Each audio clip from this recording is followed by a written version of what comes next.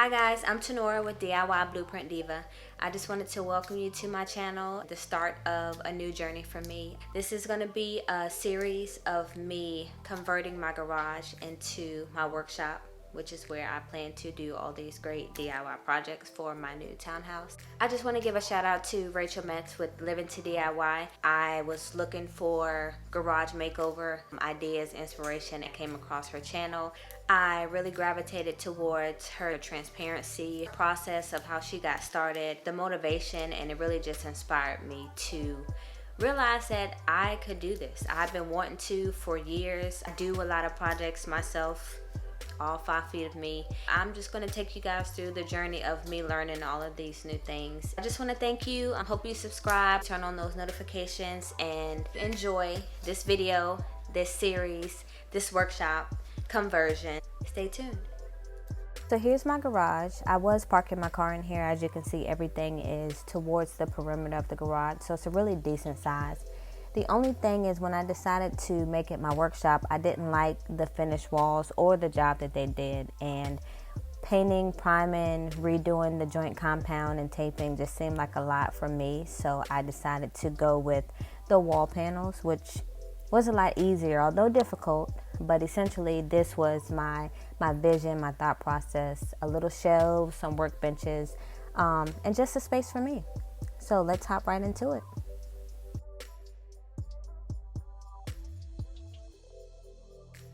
First and foremost, I just started by going through my storage bins and trying to organize and put stuff in the same place, or unpack what I hadn't unpacked yet since I moved in.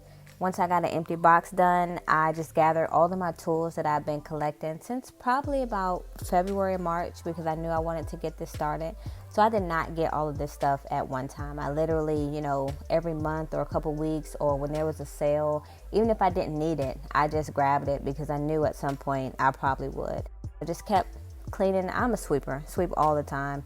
I literally don't know how I'm gonna get through this, because in the middle of working on a project, especially wood, I'm sweeping. In the process of cleaning my garage, I decided to put up these wall panels that you can see back here. Let's just say I don't know what I'm doing. I am going to put some adhesive on the back, and then I'm going to nail them in the wall with a nail gun. I picked up this thing from Home Depot. It's a automatic, I guess you want to call it, for the adhesive. So anything to make my life easier, I'm here for it. So, and let's go ahead and straighten this. I don't know what's going on there. Here we go.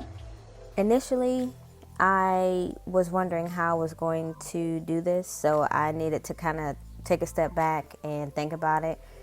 Made sure that I could even do it, so I just measured, with me being 5 feet, to make sure I could reach the top of the panel with this ladder. How wide it was going to be, if I could use this box cutter to cut the panels.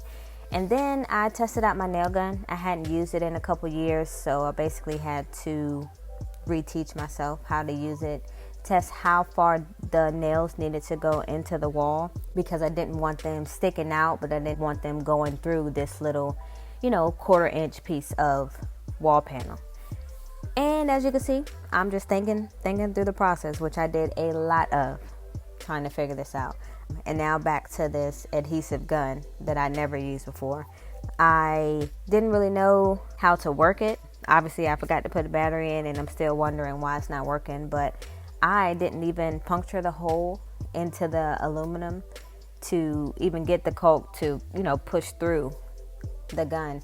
I figured, since these wall panels are big and I was doing my whole room, I didn't want to have to work with using the manual one, being that this was my first time even using adhesive or a caulk gun altogether. So I went the easy route, or what would help me, take on this big project. But once I, read all the instructions and got the adhesive to come out, I was ready to put it on the panel.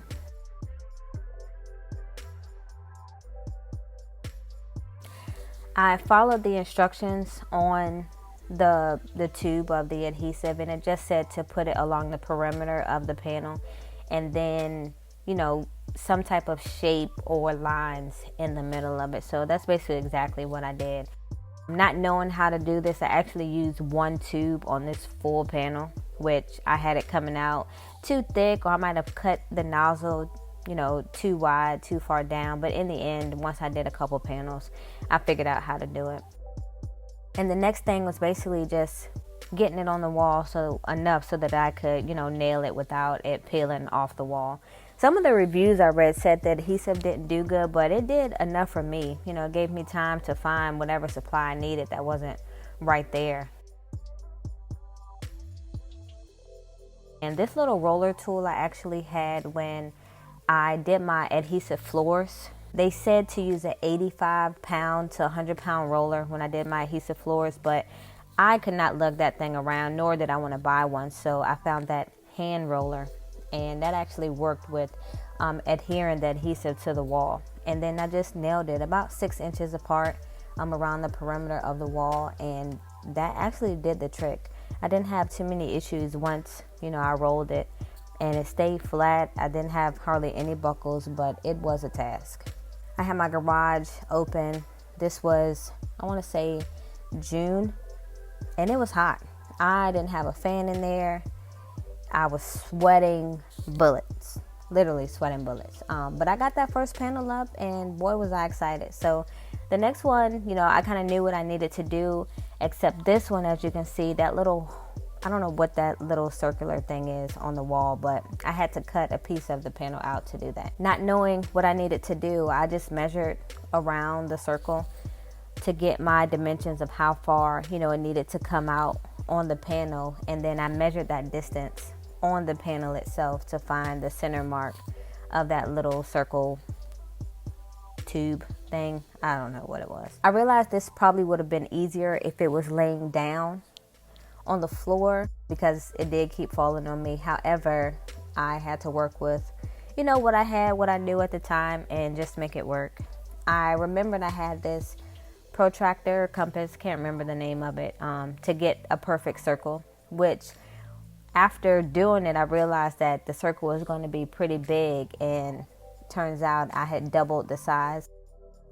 Once I realized that, I was able to make the right dimension and the right circle without doing any cuts. You know how they say, measure twice, cut once. So I found my mistake in the process, and the hole actually turned out perfect.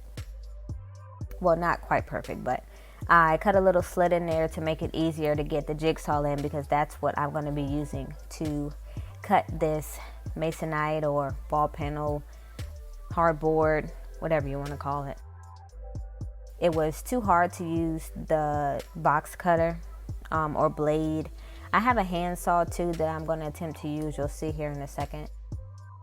But it just shows you how big these panels are and me maneuvering it in this little garage. Right now I have some plywood on some sawhorses, and I just attached it to that so it wouldn't slide anywhere using a clamp. And my jigsaw, still new to using this, but I was able to puncture the hole pretty easily with the preliminary cut I made with the blade. And then just kind of followed the pencil markings that I made, but I noticed that it was hard to go in a circle, maybe because I'm just not used to it.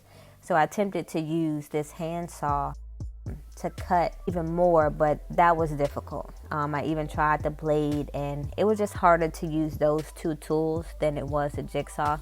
So I just got it to a point where I could make a better circle, and then just did my best to go around the whole thing in one stop. And it actually worked out pretty good. You'll see here shortly that my measurement was probably off in where the hole actually was. So I just needed to do a couple other cuts, which seemed short in the video, but it probably took me close to an hour, if not more. But the dimensions and everything were fine. It's just once I did my dry fit, you'll see how it doesn't sit well or flush on the wall where that little circular. And this right here was definitely real. I was tired, hot, and they were taking me out. Let me tell you, these two panels, they were taking me out. After watching all these videos, it looked like I was doing the salsa with these wall panels. But you'll see here in this close-up how the left side of that hole didn't fit flush. So I knew I was close to getting it ready, so of course here I am sweeping again. I did some more cuts to get it to fit flush on the wall, and as soon as it did, I was so happy because that probably took the most out of me during these whole 2 panels. Let's just say that. So once I, got the hole straight, I was ready to grab my ladder, which was permanently attached to me during this project, and put the adhesive on the back of the panel. And I guess it was the gravity.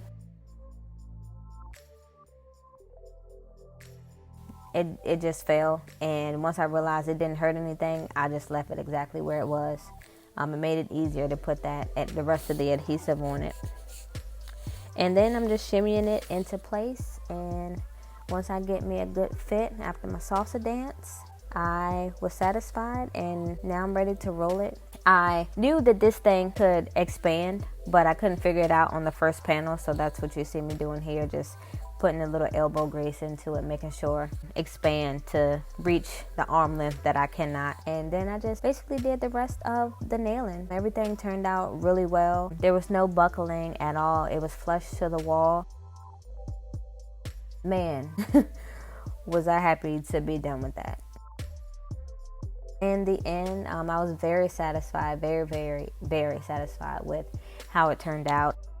The next thing, as you can see, the lighting in here, you guys, I'm so sorry, but it was yellow. It's just that single garage light. So the next project I'm doing is actually going to be installing some lighting in there to get rid of that yellow light, because it doesn't help with anything at all, especially working at night when I don't have the natural daylight in there. So you'll see on the next video, I plan to show you how I installed 2 garage workshop light LEDs and the rest of the wall panels, which are a lot easier than these 2 since I kind of know what I'm doing.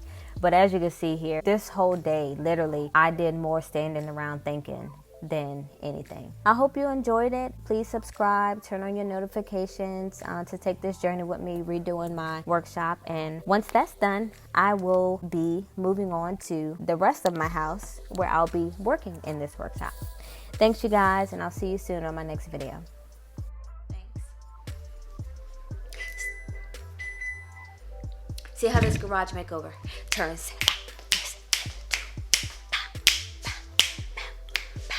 I do a lot of dancing too, all through the videos. Dance breaks happen all the time. I hardly get any work done. Okay, now I need to edit the video. Okay, I hope this turns out right. I'm out of breath. Time to eat.